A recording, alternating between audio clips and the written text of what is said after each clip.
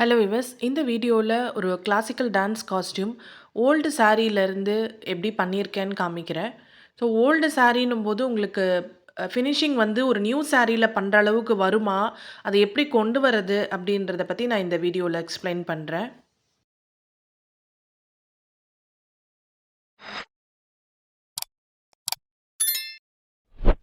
So என்னோட client ஒருத்தவங்க வந்து ஓல்டு சாரியில் எனக்கு காஸ்டியூம் ஸ்டிச் பண்ணணும்னு சொல்லிட்டு அவங்களோட யூஸ்டு சாரீ அமைச்சிருந்தாங்க. சாரீ பார்க்குறதுக்கு ரொம்ப யூஸ் பண்ணி ரொம்ப பழசான மாதிரி தெரியல, ஓரளவுக்கு நல்லா தான் இருந்தது. ஸோ அங்கங்கே வந்து நிறைய சுருக்கங்கள் இருந்தது. இப்போ இதிலேருந்தும் பார்த்தீங்கன்னா உங்களுக்கு ஒரு நியூ சாரியில் நம்ம காஸ்டியூம் பண்ணுற அளவுக்கு ஃபினிஷிங் கொண்டு வர முடியும். ஸோ நம்ம இதை வந்து எப்படி ஸ்டிச் பண்ணுறோம் அண்ட் அந்த அயர்னிங்லாம் எப்படி பண்ணுறோம் அப்படின்ற விதத்தில் தான் உங்களுக்கு அந்த ஃபினிஷிங் இருக்குது. இது யூஸ்டு சாரீன்றதுனால அவங்க முன்னாடியே இந்த சாரீக்கான ப்ளவுஸ் சாரியில் வரும் இல்லையா, வித் ப்ளவுஸு. ஸோ அதை வந்து அவங்க ப்ளவுஸாக ஸ்டிச் பண்ணி சாரீக்கு யூஸ் பண்ணிகிட்ருப்பாங்க. ஸோ அதையேவும் அவங்க யூஸ் பண்ணிக்கலாம் இஃப் அடல்ட் யூஸ் பண்ணுறாங்கன்னா. இப்போ இதை வந்து என் கிளையண்ட்டோட டாட்டருக்குன்னு நினைக்கிறேன் இந்த இது கேட்டிருக்கிறது. அவங்க வந்து 15 இயர்ஸ் சைஸ்க்கு வேணும்னு சொல்லி கேட்டிருந்தாங்க. ஸோ நான் என்ன பண்ணேன், அடிஷ்னலாக ப்ளவுஸுக்கு மட்டும் அந்த பார்டர் கலரில் மெட்டீரியல் வாங்கி அதை மட்டும் நான் தனியாக ஸ்டிச் பண்ணிகிட்டு இருந்தேன். ஸோ மற்றதுக்கு எல்லாத்துக்குமே வந்து இந்த ஓல்டு சாரீ தான் நான் யூஸ் பண்ணியிருக்கேன். ஸோ இப்போ இது வந்து ஒன்றும் இல்லை, ஃபஸ்ட்டு நீங்கள் கட் பண்ணுறதுக்கு முன்னாடி நீட்டாக அயர்ன் பண்ணிடணும். இப்போ நம்மளால் பண்ண முடியும்னா பண்ணிக்கலாம், ஆர் நீங்கள் வெளியில் கொடுத்து கூட நல்ல வந்து ஒரு ஸ்ட்ராங் அயர்னிங் இருக்கணும் நீங்கள் பழைய சாரியில் ஸ்டிச் பண்ணுறீங்கன்னா. ஸோ முதல்ல அயர்ன் பண்ணிவிட்டு அதுக்கப்புறம் நம்ம கட் பண்ணி ஸ்டிச் பண்ண ஆரம்பித்தோம் அப்படின்னா உங்களுக்கு அந்த பழசுன்ற ஃபீல் வந்து உங்களுக்கு அங்கேயே போயிடும். அண்ட் இன்னொரு முக்கியமான விஷயம் பார்த்தீங்கன்னா, நீங்கள் பழைய கிளாத்தாக இருந்தாலும் சரி, புது கிளாத்தாக இருந்தாலும் சரி, டான்ஸ் காஸ்டியூமில் ரொம்ப இம்பார்ட்டண்ட் விஷயம் பார்த்தீங்கன்னா இந்த அயர்னிங் தான். ஸோ நீங்கள் ப்ளீட் பண்ணுறீங்க, பண்ணுற ப்ளீட்டை வந்து இந்த மாதிரி நீட்டாக அயர்ன் பண்ணணும். அண்ட் இதை ஒரே ஒரு தடவை அயர்ன் பண்ணி விட்டுடுறது கிடையாது. இப்போ நான் ஸ்கர்ட் போர்ஷன் அயர்ன் பண்ணிகிட்ருக்கேன். இது பார்த்தீங்கன்னா ஸ்டிச் பண்ணுறதுக்கு முன்னாடி ஒரு தடவை ப்ளீட் பண்ணி அயர்ன் பண்ணிக்கணும்.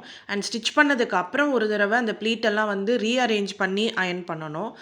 மற்ற பார்ட்டுக்கெல்லாம் வந்து இந்த அளவுக்கு அயர்னிங் தேவைப்படாது. இப்போ ப்ளவுஸ்க்கு பார்த்தீங்கன்னா ஸ்டிச் பண்ணிவிட்டு யூஷுவலாக நம்ம நார்மல் எப்படி அயர்ன் பண்ணுவோமோ லைட்டாக ஒரு ப்ரெஸ் கொடுத்தா போதும். அண்ட் ஹாஃப் சாரி பார்த்தீங்கன்னா உங்களுக்கு அந்த ஃபோல்டிங்ஸ் வரும். ஸோ அந்த ஃபோல்ட் பண்ணிவிட்டு நீங்கள் ஸ்டிச் பண்ணுறதுக்கு முன்னாடி ஒரு தடவை அயர்ன் பண்ணுவீங்க, அதுவே அதுக்கு போதுமானதாக இருக்கும். அதுக்கப்புறம் பார்த்தீங்கன்னா பார்டர்லாம் ஸ்டிச் பண்ணதுக்கப்புறம் அந்த பார்டரை நல்லா ப்ரெஸ் பண்ணுறதுக்கு ஒரு தடவை பார்டரில் மட்டும் அயர்ன் பண்ணால் கூட போதும். அண்ட் அந்த பேக் பீஸுன்னு சொல்லுவாங்க, ஹிப் பார்ட்டில் ஒன்று வரும். ஸோ அந்த பீஸ் வந்து பார்த்தீங்கன்னா பார்டர்லாம் ஸ்டிச் பண்ணுவோம், வளைச்சி வளைச்சி ஸ்டிச் பண்ணுவோம். ஸோ கொஞ்சம் வந்து மடித்து ஸ்டிச் பண்ணுற மாதிரியெல்லாம் வரும் அந்த பார்டரை. ஸோ அதையும் வந்து நல்லா ஒரு தடவை ஸ்டிச் பண்ணி முடிச்சதுக்கப்புறமா ஒரு தடவை அயர்ன் பண்ணிங்கனாலே அதுவுமே வந்து உங்களுக்கு ஒரு நீட் ஷேப்பில் இருக்கும். ஸோ இன்னொன்று வந்து அந்த பேக் பீஸ்க்கு மேலே வந்து நம்ம ஒரு சின்னதாக ஒரு ஃப்ரில் கொடுப்போம். எதர் வந்து இப்போது இந்த காஸ்டியூமில் நான் வந்து சைடில் கொடுக்க போகிறேன் அண்ட் அவங்க கேட்ட மாடல் அந்த மாதிரி. சில காஸ்டியூமில் வந்து சென்டரில் அந்த ஃபேன் ஃப்ரில்ஸ் மாதிரியும் வைப்பாங்க. அதுவும் பார்த்தீங்கன்னா ஸ்டிச் பண்ணிவிட்டு ஒரு தடவை அயர்ன் பண்ணால் போதும், எந்த ஃப்ரில்ஸாக இருந்தாலுமே. ஆனால் ஸ்கர்ட்டுக்கு பார்த்தீங்கன்னா உங்களுக்கு நீங்கள் நிறைய தடவை அயர்ன் பண்ணுற மாதிரி இருக்கும். இப்போ அயர்ன் பாக்ஸ் யூஸ் பண்ணி ஒரு 3 டைம்ஸாவது நம்ம அயர்ன் பண்ணிக்கணும். ஸோ ஒரு தடவை நம்ம அயர்ன் பண்ணி ப்ளீட் பண்ணாலும் நீங்கள் போயிட்டு நீங்கள் அதை ஸ்டிச் பண்ணி எடுத்துகிட்டு வரத்துக்குள்ளே பார்த்தீங்கன்னா உங்களுக்கு அந்த அயர்னிங்லாம் கொஞ்சம் கலைஞ்சா மாதிரி இருக்கும். அண்டு இந்த ப்ளீட்டிங் பார்த்தீங்கன்னா உங்களுக்கு இந்த அரேஞ்ச்மெண்ட் இருக்குது பார்த்தீங்களா, இதை அழகாக அடுக்கி இந்த மாதிரி அயர்ன் பண்ணால் தான் நீங்கள் அதை உடம்புல உடுத்தும் போதும் பார்த்தீங்கன்னா இதே அரேஞ்ச்மெண்ட் இருக்கணும். ஸோ அதுக்காக வந்து அதை திரும்ப திரும்ப வந்து நம்ம 3 தடவை அயர்ன் பாக்ஸ் யூஸ் பண்ணி மேல் பக்கமாக அயர்ன் பண்ணுற மாதிரி இருக்கும். அண்ட் இப்போ பார்த்தீங்கன்னா அது அப்படியே உள் பக்கமாக அயர்ன் பண்ணணும். ஏன்னா அந்த ஒரு ப்ளீட்டோட மடிப்பில் பார்த்தீங்கன்னா உங்களுக்கு பேக் சைட்லேயும் அந்த மடிப்பு வந்து நல்லா ப்ரெஸ் ஆனால் தான் வெளியில் பார்க்கும்போது உங்களுக்கு ஒரு ஒரு ப்ளீட்டோட ஷேப்புமே உங்களுக்கு நல்லா தெரியும். அவங்க ஆடும்போது அரமண்டியெல்லாம் போடும்போது பார்த்தீங்கன்னா அந்த ப்ளீட் விரியும் போது உங்களுக்கு வந்து அந்த உள்ளுக்குள்ளே இருக்கிற ஒரு மடிப்பும் தெரியும். ஸோ அதுக்கு பார்த்தீங்கன்னா நீங்கள் இந்த மாதிரி பேக் சைட் திருப்பி வச்சு அந்த லைனிங் மேலேயும் ஒரு தடவை அயர்ன் பண்ணுற மாதிரி இருக்கும். இந்த ப்ளீட்டையும் நீட்டாக அரேஞ்ச் பண்ணி பொசிஷன் மாறாமல் அயர்ன் பண்ணோம் அப்படின்னா உங்களுக்கு வெளியில் பார்க்கும்போதும் பார்த்தீங்கன்னா அந்த பொசிஷன் மாறாமல் நீட்டாக இருக்கும். ஸோ இந்த மாதிரி நம்ம ஒரு 3 தடவை அயர்ன் பாக்ஸ் யூஸ் பண்ணி அயர்ன் பண்ணிவிட்டு அதுக்கப்புறம் பார்த்தீங்கன்னா ஃபைனலாக இன்னொரு தடவை நம்ம ஹேர் அயர்ன் யூஸ் பண்ணி அயர்ன் பண்ணிக்கணும். ஸோ இது வந்து உங்களுக்கு அந்த மடிப்பு அந்த கார்னர் எல்லாம் வருது பார்த்தீங்களா? அது வந்து அப்படியே கத்தி மாரி நிக்கணும்னு சொல்லுவாங்க. கிளாசிக்கல் காஸ்டியூம்க்கு நம்ம ப்ளீட் வைக்கும்போது. ஸோ அந்த அளவுக்கு வந்து உங்களுக்கு அந்த ப்ளீட்ட வந்து ஸ்டிஃப் ஆக்குறதுக்கு இந்த மாதிரி ஹேர் அயர்ன்ஸ் யூஸ் பண்ணியும் இன்னொரு தடவ நம்ம அயர்ன் பண்ணிக்கலாம்.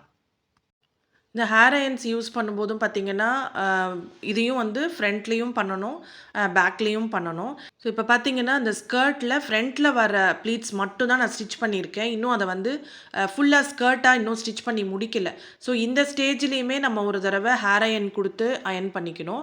அண்ட் ஃபினிஷ் பண்ணி முடிச்சதுக்கு அப்புறமா, ஃபுல்லா ஸ்டிச் பண்ணி முடிச்சதுக்கு அப்புறமா கூட நம்ம இன்னொரு தடவ ஹேர் அயர்ன் பண்ணி நீட் பண்ணிக்கலாம் இந்த மடிப்பு எல்லாத்தையுமே.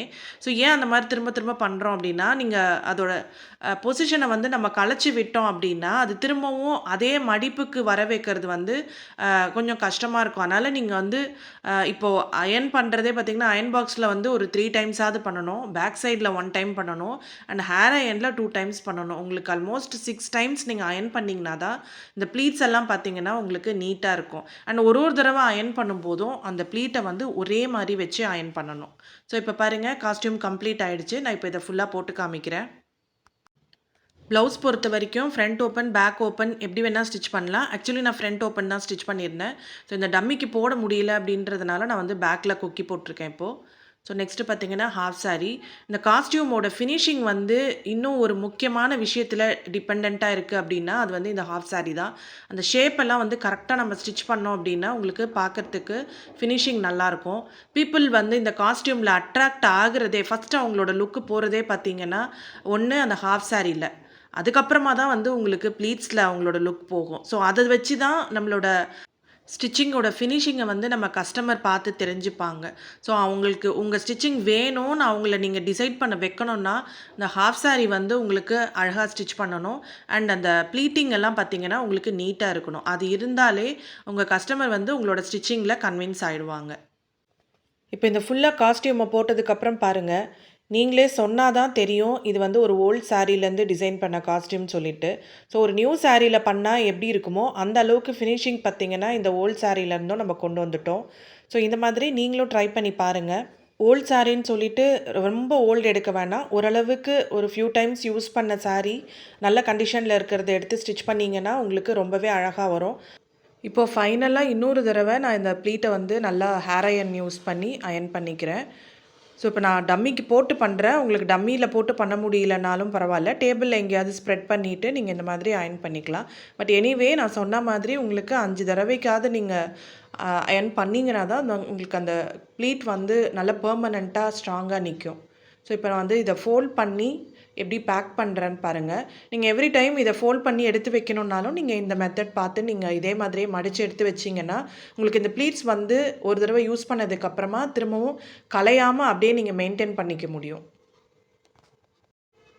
ஸோ இப்போ இந்த மாதிரி ப்ளீட் எல்லாம் அரேஞ்ச் பண்ணிவிட்டு அதை திருப்பி போட்டுக்கிட்டு இந்த மாதிரி மடிச்சுக்கலாம். சென்டரில் அந்த ப்ளீட்ஸ் தெரிகிற மாதிரி.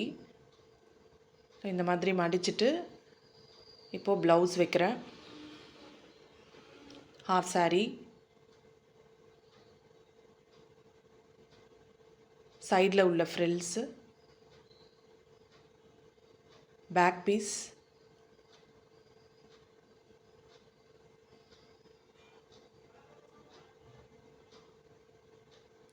ஸோ இந்த ரோப்லாம் இருக்குது இல்லையா, இந்த நாடா இதெல்லாம் யூஸ் பண்ணி இந்த மாதிரி நம்ம கட்டி வச்சுக்கலாம். இப்போ டோட்டலாக 5 பீசஸ் இருக்குது. நான் இப்போ பேக் பண்ணுறேன். ஸோ விவர்ஸ், நீங்கள் இதே மாதிரி உங்களோட ஓல்டு சாரியெல்லாம் வந்து இது மாதிரி காஸ்டியூமாக உங்களோட கிட்ஸுக்கோ இல்லை உங்களோட கிளையண்ட்ஸ்க்கோ நீங்கள் பண்ணி தரணும்னு நினச்சிங்கன்னா ரொம்ப தாராளமாக பண்ணலாம். இந்த மாதிரி கரெக்டாக நீங்கள் வந்து அயர்ன் பண்ணிக்கோங்க அண்ட் கரெக்டாக ப்ளீட் பண்ணிக்கோங்க. உங்களோட காஸ்டியூமோட ஃபினிஷிங் பார்த்திங்கன்னா ரொம்பவே நல்லா வரும். ட்ரை பண்ணி பாருங்கள். தேங்க்ஸ் ஃபார் வாட்சிங்.